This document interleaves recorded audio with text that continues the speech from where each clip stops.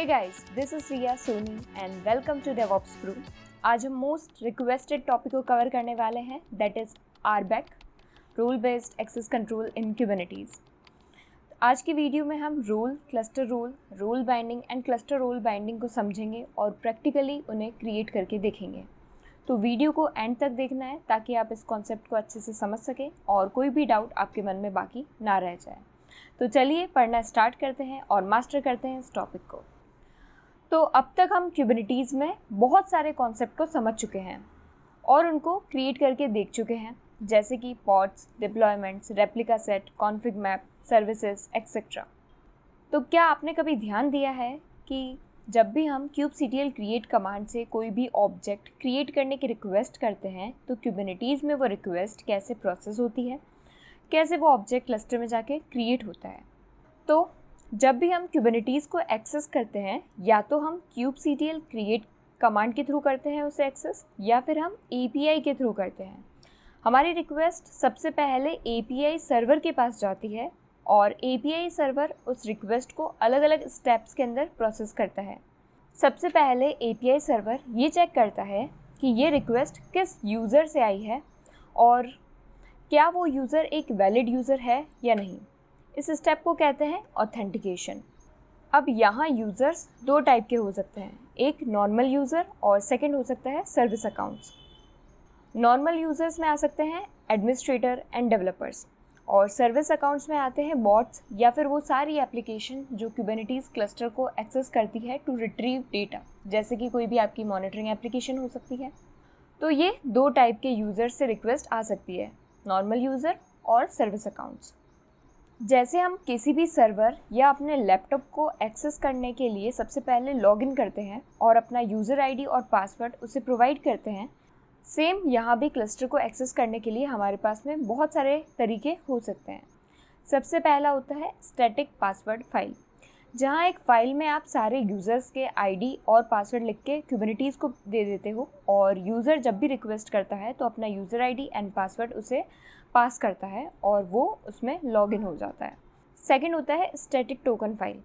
Same ये भी एक फ़ाइल बेस्ड अप्रोच होती है और यहाँ आप पासवर्ड की बजाय टोकन्स पास करते हो और पूरी फाइल बना के क्यूबरनेटीज़ को प्रोवाइड कर देते हो और रिक्वेस्ट के टाइम पे टोकन पास करते हो। थर्ड एंड मोस्ट इम्पॉर्टेंट होता है सर्टिफिकेट्स। ये बहुत इंपॉर्टेंट है क्योंकि रियल वर्ल्ड में सारी रिक्वेस्ट सर्टिफिकेट से ही ऑथेंटिकेट होती है। सर्टिफिकेट वाली अप्रोच में यूज़र सर्टिफिकेट पास करता है जब भी वो रिक्वेस्ट करता है, और क्यूब API सर्वर उस सर्टिफिकेट की वैलिडिटी को देखते हुए उस रिक्वेस्ट को अप्रूव और डिनाई करता है। तो ये होती है फर्स्ट स्टेप। सेकंड स्टेप होती है ऑथोराइजेशन की स्टेप। तो मान लेते हैं कि अगर फर्स्ट स्टेप के अंदर वो रिक्वेस्ट अप्रूव हो जाती है, देन क्यूबरनेटीज़ ये चेक करता है कि उस यूज़र का रिक्वेस्टेड एक्शन क्या है, यानी कि वो यूज़र क्या एक्शन परफॉर्म करना चाहता है और क्या क्या उसके पास परमिशन है। जो परमिशन उसके पास है, क्या वो उससे एक्शन परफॉर्म कर सकता है या नहीं। मान लेते हैं हमारा यूज़र है जैक एंड उसे प्रोजेक्ट नेम स्पेस में सिर्फ पॉड्स को व्यू करने की एक्सेस है और वो रिक्वेस्ट कर रहा है प्रोजेक्ट नेम स्पेस के पॉड्स को डिलीट करने की।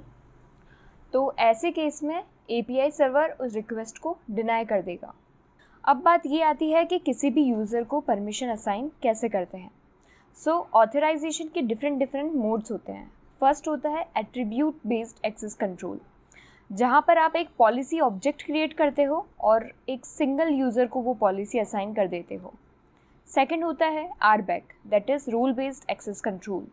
एट्रीब्यूट बेस्ड एक्सेस कंट्रोल में तो आप वो पॉलिसी ऑब्जेक्ट सिर्फ एक यूज़र को असाइन कर रहे थे, यानी कि मल्टीपल यूज़र्स के लिए आपको मल्टीपल पॉलिसीज़ बनानी होगी और उन्हें उस यूज़र को असाइन करनी होगी।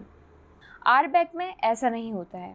यहाँ आप एक रोल क्रिएट करते हो जिसमें जो भी परमिशन आप असाइन करना चाहते हो वो उसमें बता देते हो, और रोल बाइंडिंग की हेल्प से आप उस रोल को मल्टीपल यूज़र्स को असाइन कर सकते हो।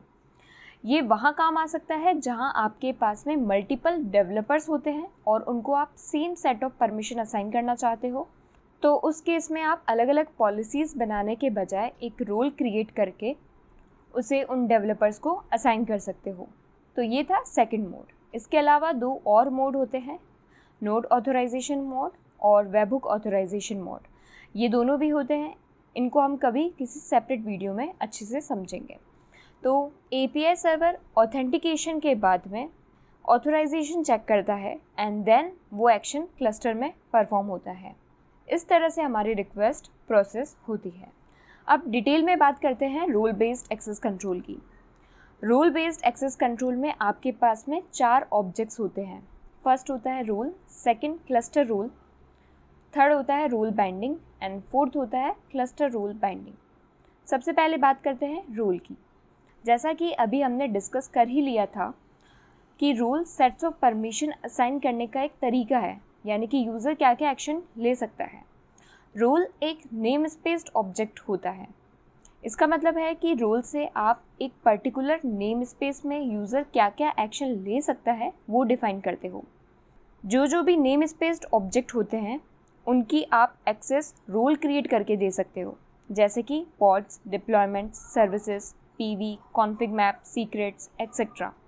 ये सारे नेम स्पेस्ड ऑब्जेक्ट्स होते हैं जो एक पर्टिकुलर नेम स्पेस के अंदर बनते हैं।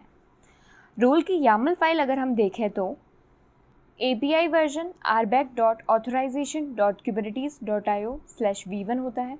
काइंड रोल, मेटाडेटा में रोल का नेम एंड किस नेम स्पेस में बनाना है उस नेम स्पेस का नेम यहाँ पर आ जाता है। इसके बाद आता है रूल्स जहाँ आप सेट्स ऑफ परमिशन बताते हो।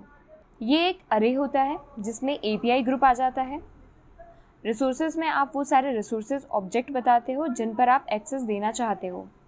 एंड लास्ट आता है वर्ब्स यानी कि एक्शंस।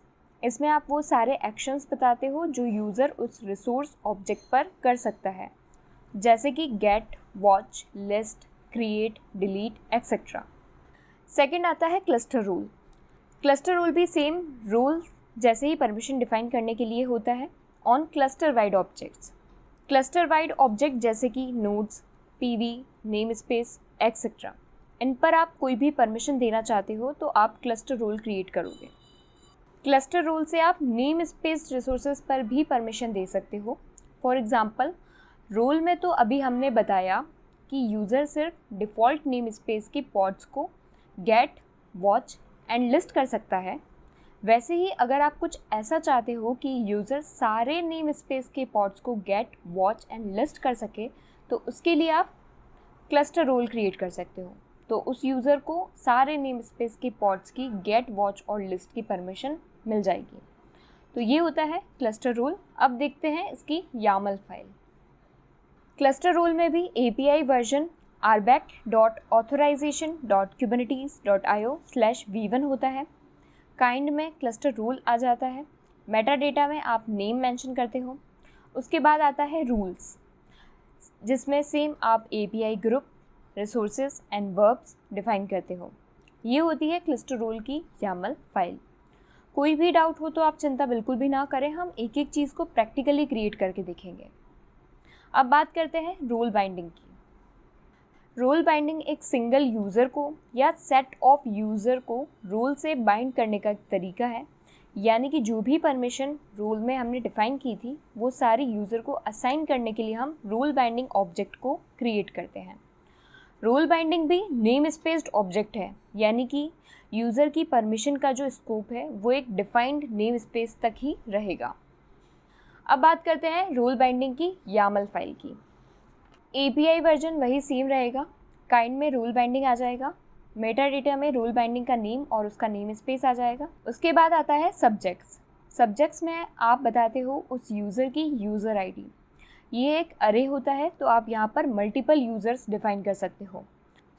सब्जेक्ट में आता है काइंड में आपके पास 3 ऑप्शंस होते हैं। यहाँ आप यूज़र बता सकते हो अगर आप रोल किसी यूज़र को असाइन करना चाहते हो तो, ग्रुप्स बता सकते हो अगर किसी ग्रुप को परमिशन असाइन करनी है तो, और लास्ट सर्विस अकाउंट बता सकते हो। उसके बाद आता है नेम। जो भी आपने तीनों में से काइंड मेंशन किया था उसके अकॉर्डिंग यहाँ नेम आ जाएगा। यूज़र है तो यूज़र नेम, ग्रुप है तो ग्रुप नेम और सर्विस अकाउंट है तो सर्विस अकाउंट का नेम आ जाएगा। और लास्ट में आएगा API ग्रुप। इन तीनों का कोई भी ऑर्डर नहीं होता है, आप तीनों को किसी भी ऑर्डर में लिख सकते हो। इसके बाद आता है रोल रेफ। जिसमें आप रोल का रेफरेंस देते हो, जिसमें वही सेम काइंड में रोल आ जाता है, नेम में रोल का नेम आ जाता है और API ग्रुप आ जाता है। तो ये था रोल बाइंडिंग एंड उसकी YAML फाइल। अब लास्ट आता है cluster role binding. Cluster wide objects की एक्सेस देने के लिए काम आता है क्लस्टर रोल बाइंडिंग। इसकी YAML फाइल अगर हम देखें तो API वर्जन के बाद काइंड में क्लस्टर रोल बाइंडिंग आ जाएगा, मेटा डेटा में नेम एंड देन सब्जेक्ट्स में जिसको भी आप यूज़र्स, ग्रुप और सर्विस अकाउंट में से एक्सेस देना चाहते हो उसको काइंड में आप मेंशन कर दोगे। उसके बाद नेम फील्ड में उसका नेम और API ग्रुप में उसका API ग्रुप आ जाएगा। रोल रेफ में काइंड में आ जाएगा क्लस्टर रोल, नेम में क्लस्टर रोल का नेम एंड API ग्रुप में उसका API ग्रुप आ जाएगा। तो इस तरह से आप क्रिएट करते हो क्लस्टर रोल बाइंडिंग। अब तक हमने role, cluster role, role binding and cluster role binding के बारे में थियोरेटिकली समझा है। अब हम एक बार लैब के अंदर चलते हैं और प्रैक्टिकली इन सबको क्रिएट करके देखते हैं। तो हम आ चुके हैं अपनी लैब के अंदर और मेरे पास में यहाँ पर 2 फोल्डर्स बने हुए हैं क्लस्टर रोल और रोल नेम से। सबसे पहले रोल वाले फोल्डर के अंदर चलते हैं। यहाँ पर मेरे पास में 2 फाइल्स हैं, रोल और रोल बाइंडिंग की। तो एक बार मैं आपको फाइल बताती हूँ रोल वाली फाइल क्या है। रोल वाली फाइल के अंदर हम एक रोल क्रिएट कर रहे हैं डिफ़ॉल्ट नेम स्पेस के अंदर। उसका नेम है pod-reader और हम पॉड्स के ऊपर गेट, वॉच और लिस्ट की परमिशन यहाँ पर बता रहे हैं। तो इस फाइल को देखते हुए अब हम इसको अप्लाई कर लेते हैं kubectl apply -f role.yaml। Role हमारा क्रिएट हो चुका है, हम देख सकते हैं kubectl get रोल से तो हमारा pod-reader नेम से एक रोल क्रिएट हो चुका है।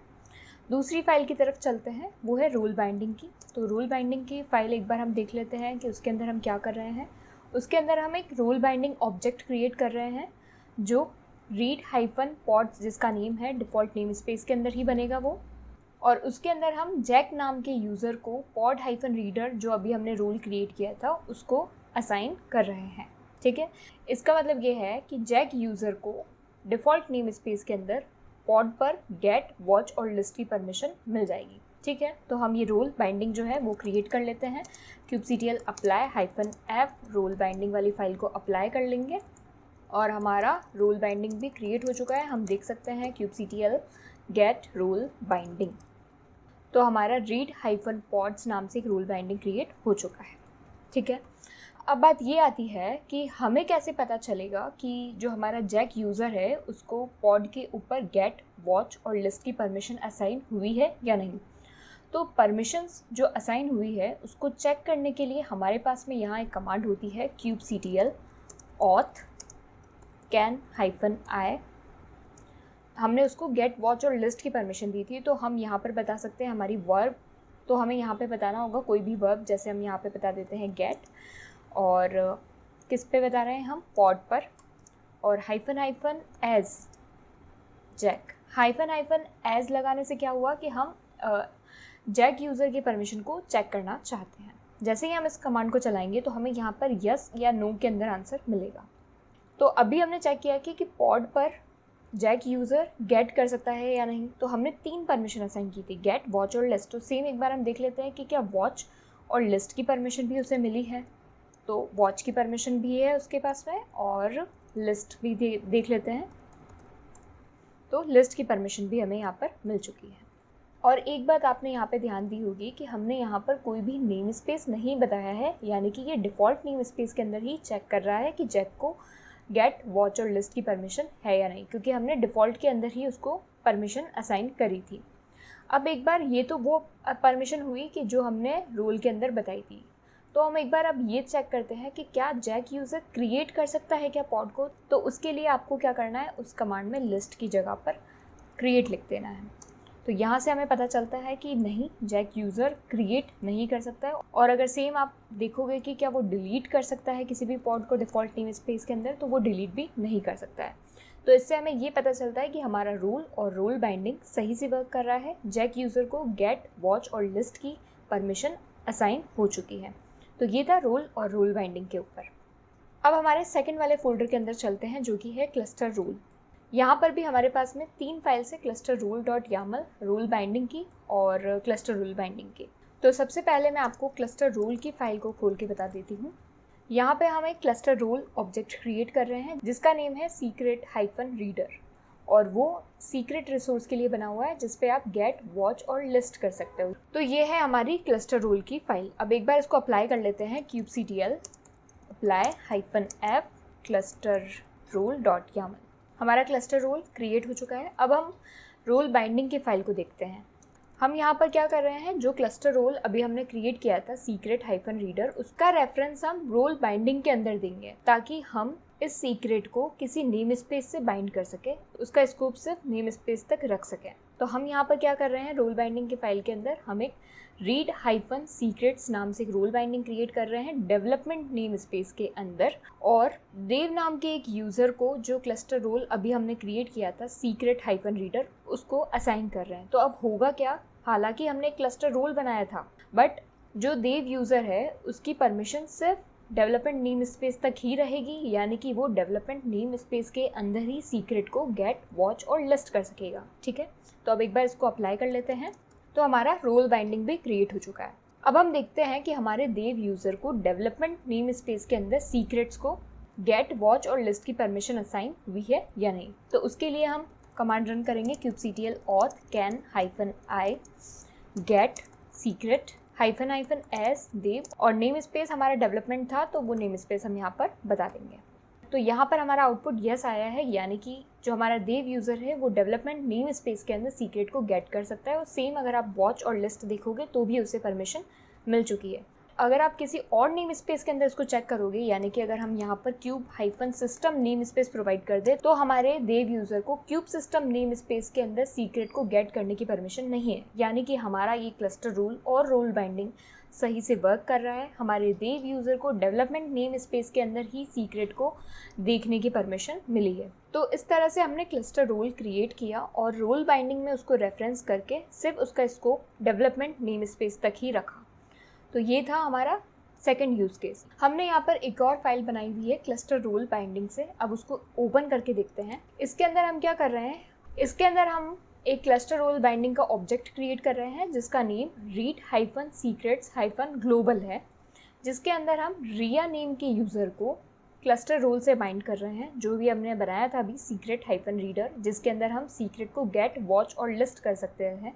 और पिछले वाले सेकंड वाले यूज़ केस में हमने उसको रोल बाइंडिंग के अंदर रेफरेंस दिया था देव यूज़र के लिए, और डेवलपमेंट नेम स्पेस तक ही उसका स्कोप रखा था, यानी कि डेवलपमेंट नेम स्पेस में ही वो गेट, वॉच और लिस्ट कर पा रहा था हमारा देव यूज़र। बट अब हम क्या कर रहे हैं, हम क्लस्टर रोल बाइंडिंग के अंदर उस क्लस्टर रोल को यहाँ पर रेफरेंस कर रहे हैं। अब इससे क्या होगा, जो रिया यूज़र है उसको सारे ही नेम स्पेस के अंदर सीक्रेट पर गेट, वॉच और लिस्ट की परमिशन असाइन हो जाएगी जैसे ही ये क्लस्टर रोल बाइंडिंग क्रिएट होगा। तो चलते हैं और इस क्लस्टर रोल बाइंडिंग को अप्लाई करते हैं और देखते हैं कि क्या रिया यूज़र को सारे ही नेम स्पेस के अंदर सीक्रेट्स को गेट, वॉच और लिस्ट की परमिशन मिली है या नहीं। तो हमारा क्लस्टर रोल बाइंडिंग क्रिएट हो चुका है। अब बारी आती है चेक करने की। उसके लिए हम कमांड रन करेंगे kubectl auth can -i get secret -as रिया, और हमें सारे ही नेम स्पेस में चेक करना है तो हम यहाँ पर -A प्रोवाइड कर सकते हैं जिससे हम सारे ही नेम स्पेस का देख सकते हैं। तो यहाँ पर हमें यस मिल रहा है, यानी कि हमें सारे ही नेम स्पेस के अंदर गेट की परमिशन मिल चुकी है। सेम अगर आप वॉच और लिस्ट देखोगे तो वो भी हमें यहाँ पर असाइन हो चुकी है। अगर हम यहाँ पर क्रिएट देखें, गेट की जगह हम कर दें कि क्या मुझे क्रिएट करने की परमिशन है या नहीं, तो यहाँ पर ऑब्वियसली नो ही आपको आउटपुट मिलेगा, क्योंकि हमने क्लस्टर रोल में सिर्फ सीक्रेट को गेट, वॉच और लिस्ट की परमिशन दी थी। और ये था हमारा role, cluster role, role binding and cluster role binding का प्रैक्टिकल। ये सारी यामल फाइल्स आपको गिटहब पर मिल जाएगी और उसका लिंक आपको डिस्क्रिप्शन बॉक्स में मिल जाएगा। इस वीडियो के कमेंट सेक्शन में आपको एक फीडबैक फॉर्म मिलेगा, उसको ज़रूर से आप फिल करें और अपना वैल्यूएबल फीडबैक हमारे साथ में शेयर करें, ताकि इसी तरह हम आपको क्वालिटी वीडियोस और डेवऑप्स के सारे कॉम्प्लेक्स टॉपिक्स को सिंप्लीफाई करके आपके साथ शेयर कर सकें। कोई भी डाउट हो तो आप हमें कमेंट सेक्शन में बताएं। और इसी के साथ वीडियो को एंड करते हैं। वीडियो अच्छी लगी है तो वीडियो को लाइक करें और चैनल को सब्सक्राइब करना बिल्कुल भी ना भूलें। मिलते हैं नेक्स्ट वीडियो में। Thank you.